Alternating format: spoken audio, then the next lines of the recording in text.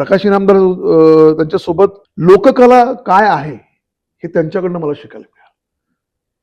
म्हणजे लोकांना असं वाटतं की मी विनोदी भूमिका करत नाहीत, पण मी बहुतेक विनोदीच भूमिका केल्यात. मला बघितल्यानंतर कळतं की अरे हा पोलीस दिसतोय, गुंड दिसतोय, असला सगळा प्रकार होतो तो. त्यामुळे चालायचं. आणि कुलदीप पवार बरोबर जवळजवळ मी 4 वर्ष निष्कलंक नावाचं नाटक करत होतो.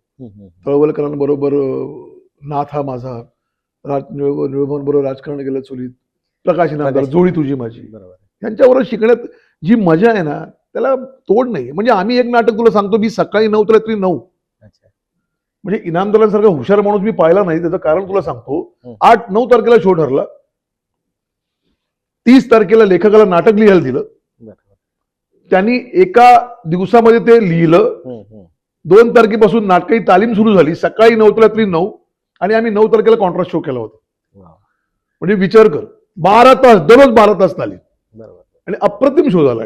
त्या काळात वेळ द्यायचे लोक सगळे. ऑब्व्हियसली वेळ तुम्ही दिलाच पाहिजे कुठल्याही, म्हणजे तुम्ही कुठलंही काम घ्या जगातलं, तुम्हाला वेळ देणं फार महत्वाचं आहे.